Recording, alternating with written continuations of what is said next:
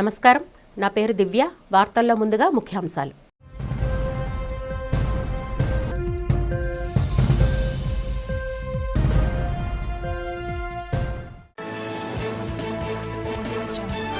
Governor ప్రసంగంతో ప్రారంభమైన AP assembly budget సమావేశాలు. కూటమి పాలనలో రాష్ట్రం అభివృద్ధి సంక్షేమం దిశగా ప్రగతి పదంలో పయనిస్తుందన్న గవర్నర్.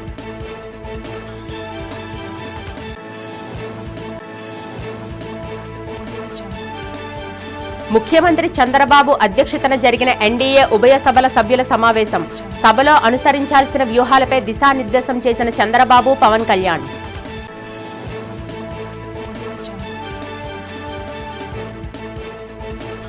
అసెంబ్లీ బడ్జెట్ సమావేశాలకు హాజరైన మాజీ ముఖ్యమంత్రి పులివెందుల ఎమ్మెల్యే వైఎస్ జగన్మోహన్ రెడ్డి. జగన్కు ప్రతిపక్ష హోదా కల్పించాలని, కూటమి హామీలు నెరవేర్చాలని అసెంబ్లీ వద్ద నిరసన వ్యక్తం చేసిన వైసీపీ ఎమ్మెల్యేలు.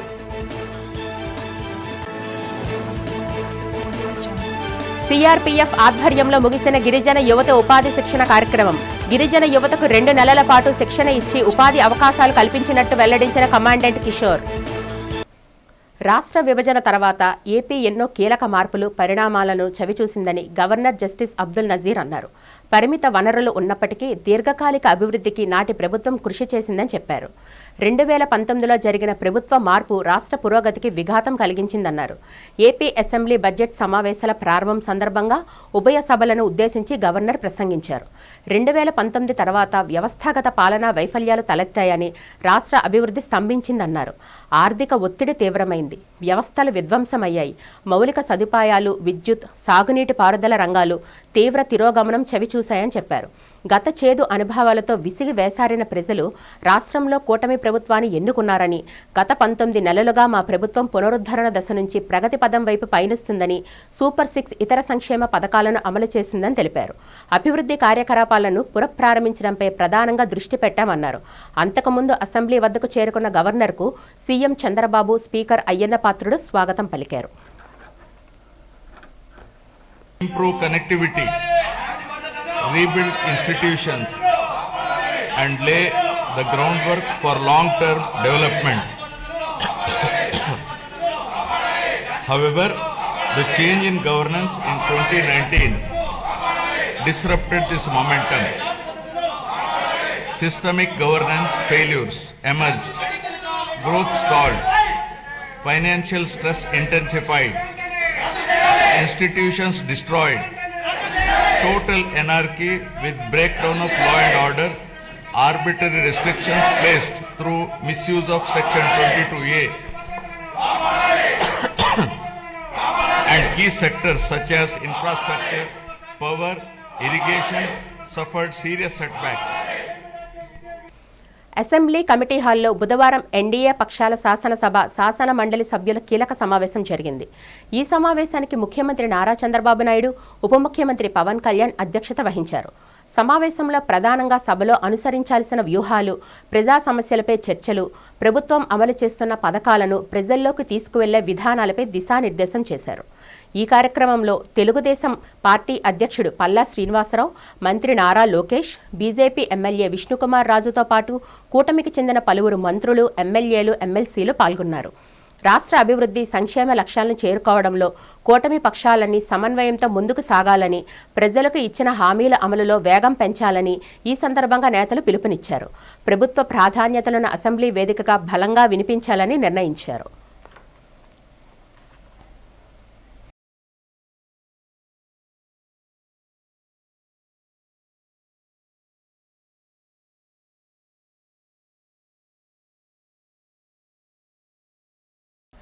ఏపీ బడ్జెట్ సమావేశాల నేపథ్యంలో కూటమి ప్రజా వ్యతిరేక నిర్ణయాలు, వైఎస్ఆర్సీపీ ప్రధాన ప్రతిపక్ష హోదా ఇవ్వకపోవడంపై వైఎస్ఆర్సీపీ అధినేత వైఎస్ జగన్మోహన్ సహా పార్టీ ఎమ్మెల్యేలు, ఎమ్మెల్సీలు అసెంబ్లీ వద్ద నిరసనలు తెలిపారు. ప్లకార్డులు పట్టుకొని వైఎస్ఆర్సీపీకి ప్రతిపక్ష హోదా ఇవ్వాలని డిమాండ్ చేశారు. కూటమి వ్యతిరేక నినాదాలు చేశారు. ఈ సందర్భంగా కూటమి పార్టీలు ప్రజలను మోసం చేస్తున్నాయని ఆరోపించారు.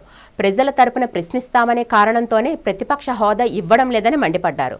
ప్రజల తరపున గలం విప్పేందుకు ప్రధాన ప్రతిపక్ష హోదా ఇవ్వాల్సిందేనన్నారు.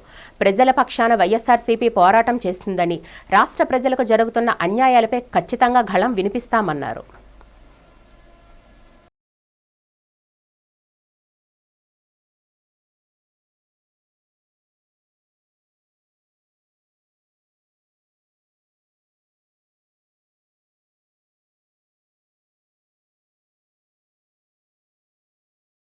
రాష్ట్ర అసెంబ్లీలో గవర్నర్ ప్రసంగం పూర్తిగా నిరుత్సాహపరిచిందని, గత బడ్జెట్ తరహాలో ఈసారి కూడా గవర్నర్తో ప్రభుత్వం అబద్ధాలు చెప్పించిందని వైసీపీ ఎమ్మెల్సీ వరదు కళ్యాణి తీవ్రస్థాయిలో ధ్వజమెత్తారు. అసెంబ్లీ సమావేశానికి పార్టీ అధినేత జగన్తో పాటు హాజరైన ఆమె అసెంబ్లీ ఆవరణలో మీడియాతో మాట్లాడారు. రాజ్యాంగబద్ధమైన పదవిలో ఉన్న వ్యక్తితో అబద్ధాలు పలికించడం బాధాకరమని పేర్కొన్నారు. 3.2 లక్షల కోట్ల అప్పులు చేసి ఆ నిధులు ఎవరికి పంపిణీ చేశారో ప్రభుత్వం సమాధానం చెప్పాలన్నారు. వైఎస్ జగన్ 5 ఏళ్ల పాలనలో సంక్షేమం స్వర్ణయుగం సాగితే ప్రస్తుత కూటమి ప్రభుత్వంలో అభివృద్ధి, సంక్షేమం రెండూ కనుమరుగయ్యాయన్నారు. రాష్ట్రంలో మహిళా సాధికారత కొరవడింది. చివరకు సంక్షేమ హాస్టల్లో అశ్లీల నృత్యాలు చేయిస్తున్న ప్రభుత్వం పట్టించుకోవడం లేదన్నారు. రైతులకు గిట్టుబాటు ధర కల్పించడంలో ప్రభుత్వం విఫలమైందన్నారు. ప్రభుత్వ భూములను కారు చౌకగా తమ వాళ్లకు దోచిపెడుతున్నారని, గీతం సంస్థలకు వేల కోట్ల విలువైన భూములను కట్టబెట్టడం ఇందులో భాగమేనన్నారు. రాష్ట్రంలో జరుగుతున్న ఈ అరాచకాలను గవర్నర్ ప్రసంగంలో ఎందుకు చేర్చలేదని కళ్యాణి ప్రశ్నించారు. ప్రజల తరపున నిలదీస్తామనే భయంతోనే తమకు ప్రతిపక్ష హోదా ఇవ్వడం లేదని మండిపడ్డారు. పూర్తిగా అతని ప్రసంగం ఈ రాష్ట్ర ప్రజల్ని నిరాశపరిచిన పరిస్థితి. ఈ 19 నెలలుగా తెలుగుదేశం పార్టీ అలాగే కూటమిలో ఉన్న ముఖ్యమంత్రి గారు అవ్వచ్చు, ఎమ్మెల్యేలు, మంత్రులు ఏవైతే అబద్ధాలు చెప్తూ ఉన్నారో అవే అబద్ధాలని గవర్నర్ గారితో ఈరోజు చెప్పించారు. అసలు గత 2 బడ్జెట్లో కూడా అబద్ధాలు చెప్పించడమే కాకుండా ఇప్పుడు 3వ బడ్జెట్లో కూడా అదే అబద్ధాలని బల్లి వేయించారు. నిజం చెప్పాలంటే గవర్నర్ గారు కూడా బాధపడుతూ ఉండుంటారు, నాతో ఇలాంటి అబద్ధాలు చదివిస్తున్నారే అనేసి. ఎందుకంటే ఈ రాష్ట్రంలో ఈ 19 నెలలుగా ఇచ్చిన ఏ ఒక్క హామీ అమలు చేయలేదు. ఒక దుష్ట పరిపాలన సాగుతూ ఉండే పరిస్థితి. దాన్ని కప్పిపుచ్చుకోవడం కోసం అత్యున్నత స్థానంలో కూర్చున్న గవర్నర్ గారితో ఇలాంటి అబద్ధాలు చెప్పించడం నిజంగా చాలా బాధాకరం. ఈ రాష్ట్రంలో ఈరోజు తీసుకుంటే ప్రజాస్వామ్యం అనేది లేదు, శాంతి భద్రతలు లేవు, అభివృద్ధి లేదు, సంక్షేమం లేదు, ఉద్యోగాలు లేవు. అలాగే ఉద్యోగస్తులకి ఈరోజు శాంతి లేని పరిస్థితి నెలకొనుంది. ఈ రాష్ట్రంలో ఎవరిని అడిగినా, ఏ ప్రజలను అడిగినా కూడా చెప్తారు ఎలాంటి పాలన సాగుతుంది అని అడిగితే ఈ రాష్ట్రంలో అశాంతి, అప్పులు, అలాగే అక్రమ కేసులు, అశ్లీల నృత్యాలు, అప్రజాస్వామికమైన పాలన సాగుతూ ఉంది. గుంటూరులో రాష్ట్ర బీసీ ఈడబ్ల్యూఎస్ సంక్షేమ శాఖ మంత్రి సవిత పర్యటించారు. ఏపీ ఎన్జీఓ కళ్యాణ మండపంలో 11 జిల్లాల బీసీ సంక్షేమ అధికారులతో ఆమె భారీ సమీక్ష సమావేశం నిర్వహించారు. వసతి గృహాల నిర్వహణ, 10వ తరగతి ఫలితాలపై అధికారులకు దిశానిర్దేశం చేశారు. బీసీ హాస్టల్లో విద్యార్థులకు నాణ్యమైన విద్య, భోజనం, వసతి కల్పించడంలో అధికారులు బాధ్యతగా వ్యవహరించాలని మంత్రి సవిత ఆదేశించారు. విధుల్లో నిర్లక్ష్యం వహించే వారిపై వేటు తప్పదని హెచ్చరించారు. గత ప్రభుత్వ హయాంలో 110 కోట్ల బకాయిలను చెల్లించడమే కాకుండా ప్రస్తుతం ఎక్కడా పెండింగ్ లేకుండా డైట్ ఛార్జీలు ఇస్తున్నామని మంత్రి తెలిపారు.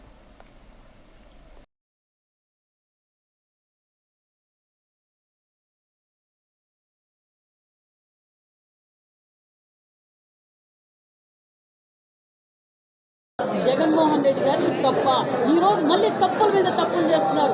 ఆ మాధవి మీద ఏ విధంగా అసభ్యకరంగా మాట్లాడుతున్నారో, మరి ఇక్కడ పనిచేసిన అంటే గతంలో మంత్రులుగా పనిచేసిన మహిళా మంత్రులు ఎంత అసభ్యకరంగా మాట్లాడుతున్నారో మనం చూస్తాం. ప్రజలు అన్నీ చూస్తున్నారు. ప్రజల విఘ్నతకే మనం వదిలేద్దాం. నేను తెలియజేసిన మా ముఖ్యమంత్రి గారు మాకు ఇచ్చిన క్లారిటీ ఒకటే, మీరెవ్వరే కానీ అసభ్యకరంగా మాట్లాడొద్దండి. ఈ భావితరాల భవిష్యత్ మన బాధ్యత ఉంది. మనకు సంపూర్ణమైన మెజార్టీ ఇచ్చారు. ప్రజలకు అభివృద్ధి చేయాలి, ప్రజలకు అందుబాటులో ఉండండి, అభివృద్ధి ధ్యేయంగా పనిచేయండి, అసభ్యకరంగా మీరు మాట్లాడొద్దండి అన్నారు. అదే ముఖ్యమంత్రి గారు, పవన్ కళ్యాణ్ గారు, నారా లోకేష్ బాబు గారే మాకేదైనా సూచనలు ఇచ్చింటే ఇదే వైసీపీ పార్టీ వారు ప్రతి ఒక్కరు కూడా గడప దాటి బయటికి రాలేదు.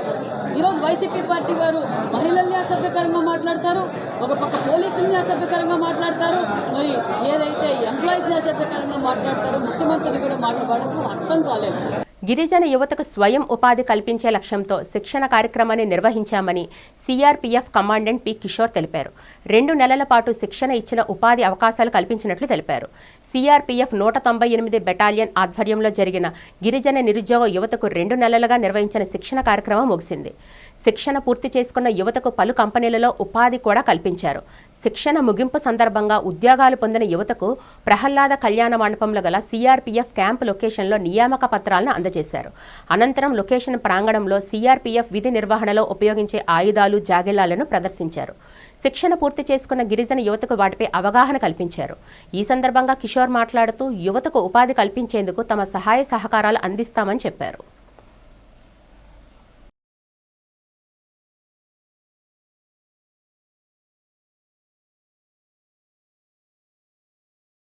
ప్రతి సంవత్సరం జరిగే సివిక్ యాక్షన్ ప్రోగ్రాంలో భాగంగా ఈసారి స్కిల్ డెవలప్మెంట్లో రిమోట్ విలేజెస్ నుంచి ముంచింకుట్టు, పెదబాయిలు, జీమడుగుల, పాడేరు, రోడకోట అలాంటి ఇంకా అరకు, హుకుంపేట ఇలాంటి రిమోట్ ప్లేసెస్లో చదువుకున్న అన్ఎంప్లాయ్మెంట్ ఉన్న విద్యార్థుల్ని మేము సెలెక్ట్ చేసి స్కిల్ డెవలప్మెంట్ ప్రోగ్రాంలో భాగంగా ఒక 45 మందిని 2 నెలలు అకుంఠిత ఇదితోటి ట్రైన్ చేసి ఈవేళ వాళ్ళందరికీ ఉద్యోగాలు వచ్చేలాగా 12,000 నుంచి 25,000 వరకు వచ్చేలాగా ఉపాధ్యాయ వాళ్ళకి స్కిల్ సిఎంఎస్ ల్యాబ్ తరఫున మేము ట్రైనింగ్ ఇచ్చాము.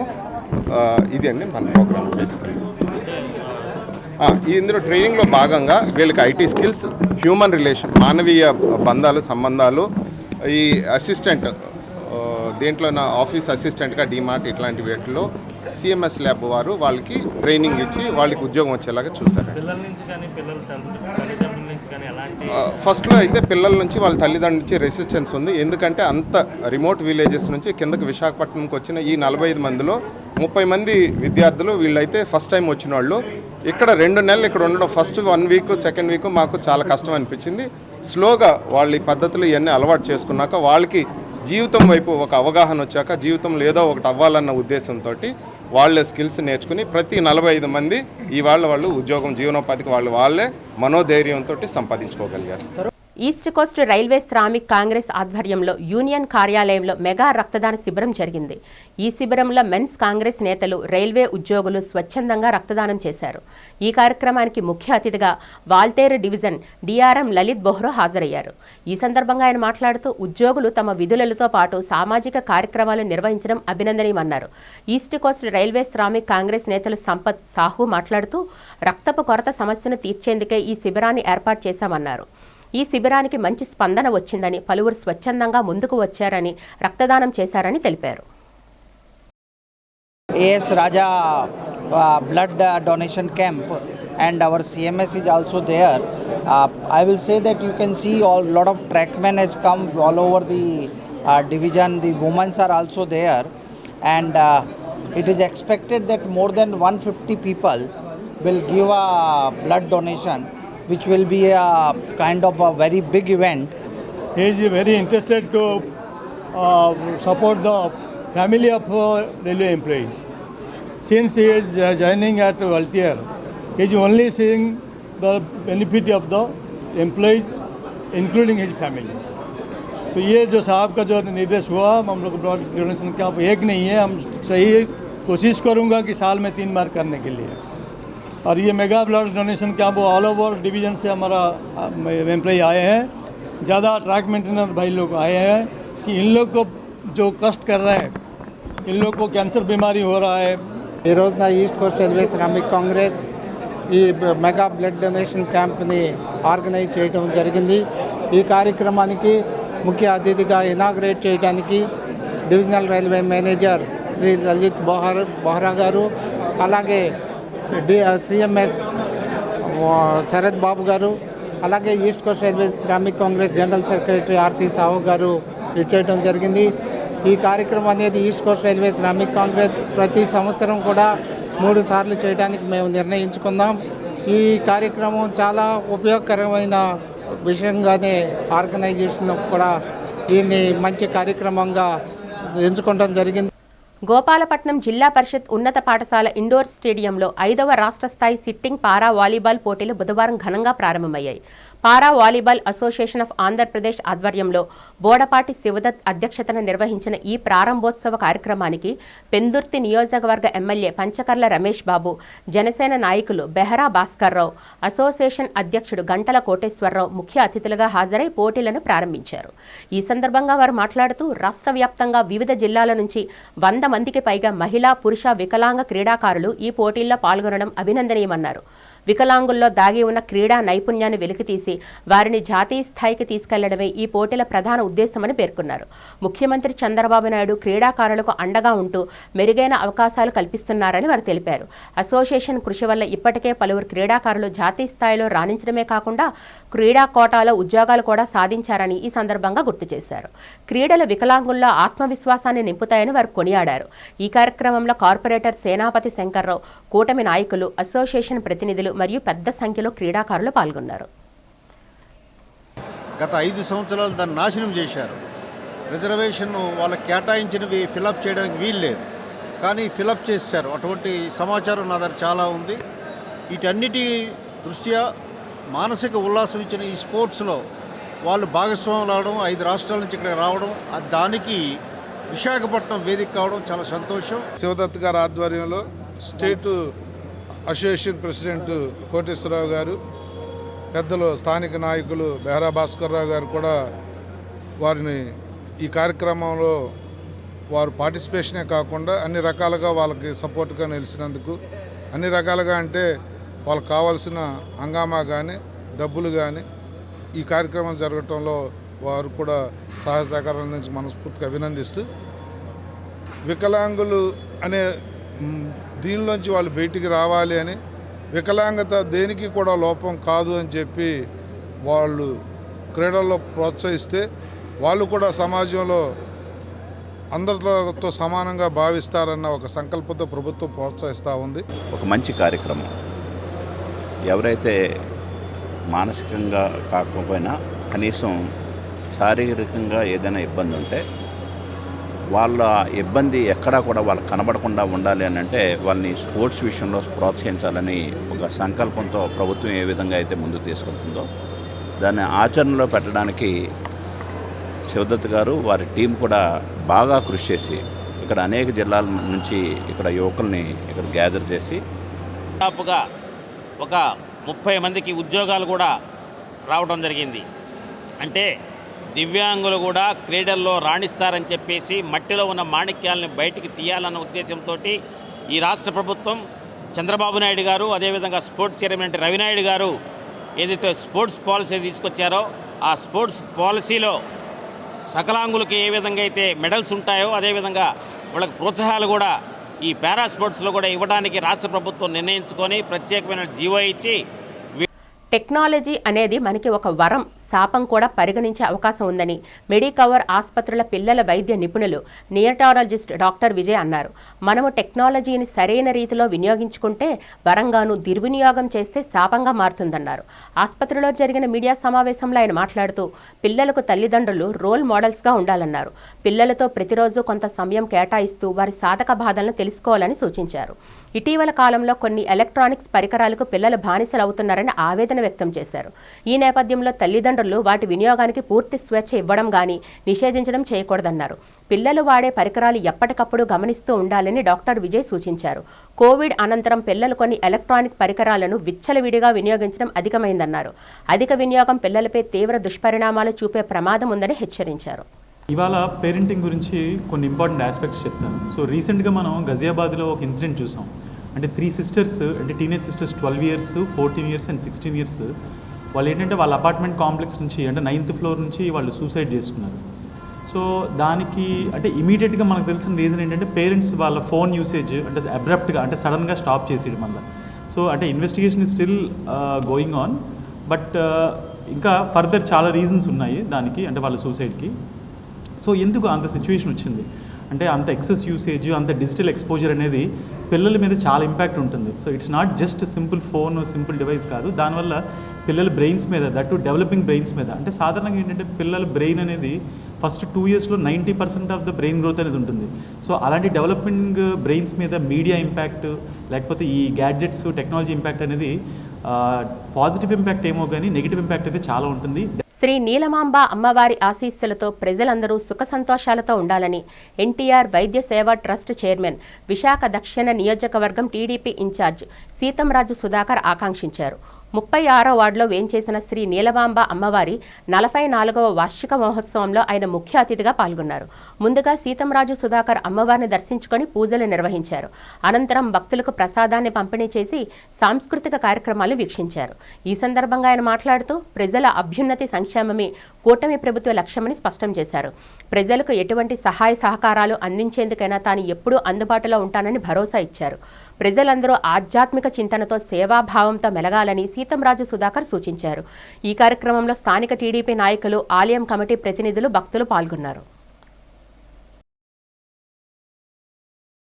44వ సంవత్సరం నీలమాంబ అమ్మవారి పండగ మహోత్సవం ఈ వీధి పెద్దలు, కమిటీ పెద్దలు, మన కుల పెద్దలు అందరూ సమక్షంలో నన్ను సుమారుగా 4-5 ఏళ్ళ నుంచి కూడా వీళ్ళందరూ కూడా ఆదరించి నన్ను హక్కును చేర్చుకుని నన్ను కూడా ఆహ్వానించి అమ్మవారి సేవలో పాత్రుణ్ణి అయ్యే అదృష్టాన్ని ఇక్కడ కమిటీ సభ్యులందరూ నాకు కల్పించారు. దాని ధన్యవాదాలు. మా తల్లి నీలమాంబ ఆశీస్సులు ఈ గ్రామం పట్ల, దక్షిణ నియోజకవర్గం పట్ల, 36వ వార్డు పట్ల తల్లి ఆశీస్సులు ఉండాలని, మళ్ళీ మా నాయకుడు చంద్రబాబు నాయుడు గారికి మంచి జరగాలని, ఈ కూటమి పాలనలో మా సభ్యులందరూ కూడా కార్పొరేటర్లు, లోకల్ బాడీ ఎలక్షన్లో మంచిగా అందరికీ మంచి జరగాలని కోరుకుంటూ మీ అందరి ఆశీస్సులతో 36వ వార్డులో రంగరీజ్ వీధిలో అమ్మవారిని సుమారు 44 సంవత్సరాల నుంచి ఈ పరిస్థితి జరుగుతుంది. రోజు రోజుకి డెవలప్మెంట్ చేస్తూ ఈరోజు ఆలయ కమిటీ వాళ్ళు కానీ, ఇక్కడ ఉన్నటువంటి లోకల్ లీడర్లు కానీ అందరూ కూడా డెవలప్మెంట్ చేశారు. అదే భాగంగాన సారు మా దక్షిణ నియోజకవర్గం ఇన్ఛార్జ్ అయినటువంటి సీతంరాజు సుధాకర్ గారి సారథ్యంలో ఈరోజు అమ్మవారికి సందర్భంగా బేబీ డాన్స్ కార్యక్రమం ఒకటి ఏర్పాటు చేశారు. ఆయన ఈ రోజు కాదు, లాస్ట్ ఇయర్ కూడా అన్నదానంకి ఇచ్చారు. అంటే ప్రతిసారి కూడా ఎప్పుడో నేనున్నాను అంటే ఎవరికైనా ఇలాగ హెల్ప్ కావాలంటే ఇమ్మీడియట్గా స్పందించినట్టు వ్యక్తి సీతంరాజు సుధాకర్ అన్న. మరి అందరూ కూడా 36వ వార్డులో ఉన్నటువంటి ప్రజలందరికీ కూడా అమ్మవారి ఆశీస్సులు ఎల్లవాళ్ళ ఉండాలని. అమెరికా వీసా నిబంధనల్లో పెను మార్పులు వచ్చాయని, భారతీయ దరఖాస్తుదారులు అప్రమత్తంగా ఉండాలని అంతర్జాతీయ ఇమిగ్రేషన్ అటార్నీ నడదూర్ ఎస్ కుమార్ సూచించారు. మంగళవారం బీచ్ రోడ్లో ఓ హోటల్లో నిర్వహించిన మీడియా సమావేశంలో ఆయన మాట్లాడారు. కఠిన తనిఖీల వల్ల ఈ ఏడాది F1 వీసాల్లో 50% తగ్గుదల నమోదైంది. చిన్నపాటి నేరాలు కూడా వీసా నిరాకరణకు కారణమవుతుందన్నారు. విదేశాల్లో వీసా పొందేందుకు ఎంప్లాయర్స్ $1,00,000 చెల్లించాల్సి ఉంటుంది. గ్రీన్ కార్డు కోసం 20 ఏళ్ల నిరీక్షణ తప్పడం లేదన్నారు. $8 లక్షల పెట్టుబడితో కూడిన EB-5 investor programme green card పొందడానికి వేగవంతమైన మార్గమని ఆయన తెలిపారు. అమెరికాలో ఉండేవారికి 5 నెలల్లో పని అనుమతి లభిస్తుందని పేర్కొన్నారు. టెక్స్టైల్ ఎగుమతిదారులు అమెరికాలో వ్యాపారం ప్రారంభించేందుకు కోటాలు లేని L1 వీసాలు ఉత్తమమని సూచించారు. ఈ ట్రిప్ 5 స్టేట్స్కి వెళ్తున్నాను. Already completed. అక్కడ 3 ప్రజెంటేషన్స్ అయిపోయినాయి. విశాఖపట్నం మొట్టమొదటిసారిగా వస్తున్నాను ఇక్కడ. Because Visakhapatnam is going to be a growing city and with the kind of investments that are going on, I think this is the best time for me to come and speak to you. కాబట్టి ఈ EB-5 అనే programme investment ద్వారా ఒక $800,000 invest చేయడం వల్ల మీకు green card ఇమీడియట్గా 2 years లోపల దొరికిపోతుంది. రెండోది 5 నెలలు అక్కడ ఒకవేళ మీరు అక్కడ ఉన్నారనుకోండి, 5 నెలల్లోనే మీకు ఎంప్లాయ్మెంట్ అథరైజేషన్ దొరికిపోతుంది. ఆ ఎంప్లాయ్మెంట్ అథరైజేషన్ పొందడం వల్ల మీకు ఏ విధమైన జాబ్ చేసుకోవచ్చు. మీరు మీ ఓన్ కంపెనీ కూడా స్టార్ట్ చేసుకోవచ్చు. రెండోది మీకు అక్కడ ఒక పర్మిషన్ ఇచ్చేస్తారు. మీరు అప్లై చేయగానే ఒకవేళ యూఎస్లో ఉంటే ఆ పర్మిషన్ తీసుకొని మీరు కాన్సులేట్కి పోవలసిన అవసరం ఉండదు. దాని తర్వాత మహాశివరాత్రిని పురస్కరించుకొని పారమ్మకొండ దేవాలయంకు విచ్చేసే భక్తులకు ఎలాంటి అసౌకర్యం లేకుండా పటిష్టమైన చర్యలు తీసుకోవాలని పార్వతీపురం మన్యం జిల్లా కలెక్టర్ ఎన్ ప్రభాకర్ రెడ్డి సంబంధిత అధికారులను ఆదేశించారు. ఈ సందర్భంగా పారమ్మకొండ దేవాలయాన్ని సందర్శించి అనంతరం క్షేత్ర పరిసరాల్లో పారిశుద్ధ్య పనులను వేగవంతం చేయాలని, భక్తులకు త్రాగునీటి సౌకర్యం కల్పించాలని సూచించారు. క్యూ లైన్లు క్రమబద్ధీకరణ, భద్రతా ఏర్పాట్లపై ప్రత్యేక దృష్టి సారించాలని తెలిపారు. భక్తులు భక్తి శ్రద్ధలతో దర్శనం చేసుకుని ఆనందంగా ఇంటికి చేరుకునేలా చూడాలని అధికారులకు స్పష్టమైన ఆదేశాలను జారీ చేశారు.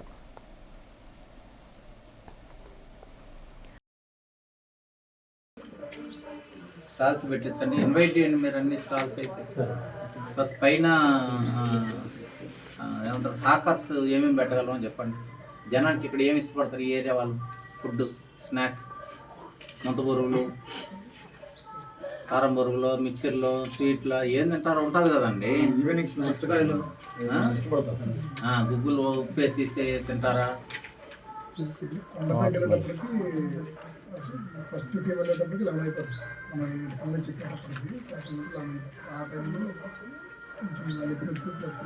ఓకే, కూల్ డ్రింక్స్ పెట్టించండి పైన. సో లెమన్ జ్యూస్ అమ్మించండి, డబ్బా నీట్గా కలిపించి ఒక గ్లాస్ 5 రూపాయలు నామినల్ రేట్కి ఇవ్వండి. పెట్టించండి, డబ్బా మోసుకెళ్ళేవాడు ఉన్నాడు వాడిని పెట్టుకెళ్ళండి. వాటర్ మిలన్ దొరుకుతుంది, పెట్టించండి పైన. ఫ్రూట్స్ కూడా ఎంత మంచిగా సార్, ఫ్రూట్స్ కూడా ఏర్పాటు చేసి ఫ్రూట్స్ పెట్టించండి. ఫ్రూట్స్, వెజిటబుల్స్ కూడా కోతులు ఏమైనా ఉంటాయి పైన? హనుమంతులు ఉన్నాయి సార్. సరే, చిన్నదే కదా, హ్యాకరే కదా. హ్యాకర్ అంటే తెలుసు కదా, వెనక్కి మోసుకెళ్ళగలిగేది లేదు, నెత్తిని పెట్టగలిగేది. అవి పెట్టించండి. తమ స్థలానికి, తమ ప్రాణాలకి రక్షణ కల్పించి మాకు న్యాయం చేయండి అంటూ చెనగంటాడకు చెందిన భూ బాధితురాలు మురబాక అనురాధ ఆవేదన వ్యక్తం చేశారు. మంగళవారం ఆమె తన నివాసంలో ఏర్పాటు చేసిన మీడియా సమావేశంలో కబ్జాదారుల నుంచి ఎదుర్కొంటున్న వేధింపులను వివరించారు. జీవీఎంసీ 73వ వార్డు చెనగంటాడ రెవెన్యూ పరిధిలో సర్వే నంబర్ 186/1లో గల ప్లాట్ నెంబర్ 11లో 400 గజాల స్థలాన్ని 2007లో కొనుగోలు చేసినట్లు ఆమె తెలిపారు. 2025లో బ్యాంకు తనఖా నుంచి భూమిని విడిపించుకొని డాక్యుమెంట్ ద్వారా పూర్తి హక్కులు పొందామన్నారు. స్థలం చుట్టూ ప్రహారీ నిర్మించి కంటైనర్కు విద్యుత్ మీటర్ కూడా తీసుకున్నామని చెప్పారు. అయితే అధికార కూటమిలోకి ఒక పార్టీకి చెందిన స్థానిక నాయకుడు తప్పుడు డెవలప్మెంట్ అగ్రిమెంట్ను సృష్టించి రౌడీలతో తమ భూమిలోకి చొరబడి ఆక్రమించేందుకు ప్రయత్నిస్తున్నారని ఆరోపించారు. ఈ అక్రమాలపై గాజువాక సీఐకి ఎన్నిసార్లు ఫిర్యాదు చేసినా ఫలితం లేదని, పోలీసులు ఆక్రమణదారుడికే మద్దతుగా వ్యవహరిస్తున్నారని అనురాధ కన్నీటి పర్యంతమయ్యారు. సంబంధిత ఉన్నత అధికారులు మరియు ప్రభుత్వం వెంటనే స్పందించి తమ భూమిని కాపాడాలని ఆమె విజ్ఞప్తి చేశారు. నా కూతురు మారుబాక అనురాధ అండి. తన భర్త 2014లో ఉదుత్తికి చనిపోయారు సార్. చనిపోయిన తర్వాత 2014లో చనిపోయితే భర్త గారు ఏం చేశారంటే ఈ 186/1లో 400 గజాలు మేము వనమాల శ్రీనివాసరావు అనే దగ్గర 400 గజాలు అగ్రిమెంట్ చేయించుకున్నారండి. మా అల్లుడు, మా పాప చేయించుకున్న తర్వాత 2014లో మా అల్లుడు ఉదు తుఫానికి బొంబేలో చనిపోయారండి. చిన్నపిల్లలు, బాబుకి 2 years కాదు 1.5 years, పెద్ద బాబుకి 6 years అండి చనిపోయారు. పాప ఎప్పుడైతే చనిపోయారో ఫుల్ డిప్రెషన్లోకి వెళ్ళిపోయిందండి. 5 years కోలుకోలేదండి. ఎన్ని ట్రీట్మెంట్లు చేసినా ఫుడ్ తినేది కాదు, ఏం చేసేది కాదు, మాట్లాడేది కాదు, ఏమీ చేసేది కాదండి. నేను ఇక్కడ మా నాన్నగారు 40 years నుంచి ఇక్కడ ఉంటున్నాం మేము. నేను ఇక్కడ 30 అంటే నేను పుట్టి ఇప్పటికి 37 years, ఆల్మోస్ట్ నేను 37 years నుంచి ఇక్కడ నేను ఉంటున్నాను. మా పార్టీ నుంచి వీళ్ళందరూ కానీ, ప్రసాద్ శ్రీ అంకుల్ కానీ, సింహాచలం తాతయ్య వీళ్ళందరూ మా చిన్నప్పటి నుంచి వీళ్ళందరూ మాకు తెలిసిన వాళ్ళు. మా ఫాదర్ వాళ్ళ సైట్ కూడా పల్లా వాళ్ళ దగ్గరే తీసుకున్నారు. ఇప్పుడు సింగరి కాలనీలో ఉంటున్నది. ఇప్పుడు ఎక్కడి నుంచో విజయవాడలో ఎక్కడి నుంచో వచ్చి ఇక్కడ దౌర్జన్యం చేసి ఆడపిల్లల్ని మరీ అంత కొట్టడం, తిట్టడం. రోడ్డు మీద వాళ్ళ మనుషులు ఒకరు ఉంటారండి, బోర్డులు పెట్టుకొని. ఇక్కడ ఒకటి కొత్తగా మళ్ళీ ఆఫీస్ పెట్టారు. నాకు మరి నా చిన్నపిల్లలకి నాకు వీళ్ళు ఎంతకాలం ఈ ఏజ్ అయిపోయినా నాకు ఎంతకాలం సపోర్ట్ చేస్తారని వీళ్ళు. దివంగత మజ్జి అప్పారావు చేసిన సేవలు మరువలేనివని, ఆయన ఆశయ సాధన కోసం తాము నిరంతరం కృషి చేస్తామని ఆయన సోదరుడు వైఎస్ఆర్సీపీ ఆనందపురం మండల వర్కింగ్ కమిటీ ప్రెసిడెంట్ మజ్జి వెంకట్రావు అన్నారు. దివంగత మజ్జి అప్పారావు తృతీయ వర్ధంతి సందర్భంగా ఆనందపురం మండలం తుర్లవాడ పంచాయతీలోని కుటుంబ సభ్యులు, గ్రామ ప్రజలు ఆయన విగ్రహానికి పూలమాలలు వేసి ఘనంగా నివాళులు అర్పించారు. అనంతరం మజ్జి వెంకట్రావు సతీ సమేతంగా మధురవాడలోని వృద్ధుల అనాథ శరణాలయంలో 100 మంది వృద్ధులకు మధ్యాహ్న భోజనాన్ని ఏర్పాటు చేశారు. ఈ సందర్భంగా మజ్జి వెంకట్రావు మాట్లాడుతూ తన సోదరుడు భౌతికంగా దూరమైన చిరంజీవులా తమ హృదయాల్లో నిలిచిపోయారని అన్నారు. ఆయన లేని లోటు ఎన్నటికీ పోడ్చలేదని కుటుంబ సభ్యులు పేర్కొన్నారు. గ్రామాభివృద్ధి, ప్రజల సంక్షేమం కోసం అన్నదమ్ములు ఇద్దరూ ఎల్లప్పుడూ ముందుండేవారని గ్రామ ప్రజలు ఈ సందర్భంగా గుర్తు చేసుకున్నారు. ఈ కార్యక్రమంలో ఆనందపురం మండలం ఎంపీపీ డాక్టర్ మజ్జి శారదా ప్రియాంక, తుర్లవాడ సర్పంచ్ నాయుడు, బాలి అప్పలరాజు, బాలి వెంకటరాజు, వాండ్రసి రవికుమార్, అభిమానులు తదితరులు పాల్గొన్నారు. ఆ సోదరుడు తృతీయ వర్ధంతి సందర్భంగా ఈ 3 సంవత్సరాల నుంచి మా గ్రామాల్లో అనేక కార్యక్రమాలు చేస్తున్నాం. అదేవిధంగా ఈ సంవత్సరం కూడా మా గ్రామంలో కొన్ని కార్యక్రమాలు చేస్తూ ఈ మధురవాడ వృద్ధుల ఆశ్రమంకి వచ్చి కొంచెం సేవ చేయాలనే ఉద్దేశం మీద వచ్చి ఇక్కడ సేవ చేసాం. మరి మా తమ్ముడు తాలూకా మా సోదరు తాలూకా ముఖ్య ఉద్దేశం మరి అతను యాక్టివ్గా పాల్గొని విద్యార్థులు కొంతమందిని చదివించడం, మరి విద్యను కానీ క్రీడలకి ప్రోత్సహించడం అనేక కార్యక్రమాలు చేసేవాడు. ఈనాడు మా చిన్నాన్నగారు మధ్య అప్పారావు గారి యొక్క తృతీయ వర్ధంతి సందర్భంగా మనం ఇక్కడ మధురవాడలో ఈ వృద్ధాశ్రమంలో మధ్యాహ్న భోజనం అన్నదానం ఏర్పాటు చేయడం జరిగింది. మధ్య అప్పారావు గారి తృతీయ సంస్మరణ దినోత్సవ సందర్భంగా విశాఖ వృద్ధాశ్రమం అయినటువంటి ఈ ఆశ్రమంలో వృద్ధులందరికీ కూడా సేవా కార్యక్రమంలో భాగంగా మధ్యాహ్న భోజనాన్ని అందజేసినటువంటి వారి కుటుంబ సభ్యులు వారి మీద ఉన్నటువంటి పరిపూర్ణమైనటువంటి భక్తి విశ్వాసములతో. వార్తలు ముగించే ముందు ముఖ్యాంశాలు మరొకసారి చూద్దాం.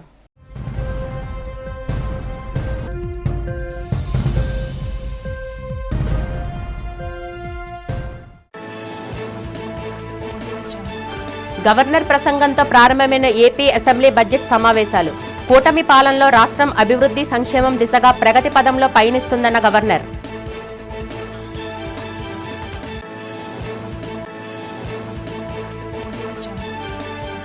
ముఖ్యమంత్రి చంద్రబాబు అధ్యక్షతన జరిగిన ఎన్డీఏ ఉభయ సభల సభ్యుల సమావేశం. సభలో అనుసరించాల్సిన వ్యూహాలపై దిశానిర్దేశం చేసిన చంద్రబాబు, పవన్ కళ్యాణ్.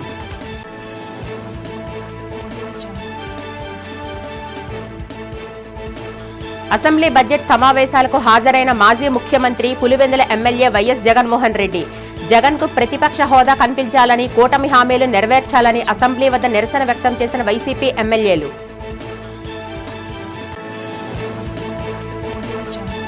సిఆర్పీఎఫ్ ఆధ్వర్యంలో ముగిసిన గిరిజన యువత ఉపాధి శిక్షణ కార్యక్రమం. గిరిజన యువతకు 2 నెలల పాటు శిక్షణ ఇచ్చి ఉపాధి అవకాశాలు కల్పించినట్టు వెల్లడించిన కమాండెంట్ కిషోర్. ఈ వార్తలు ఇంతటితో సమాప్తం. నమస్కారం.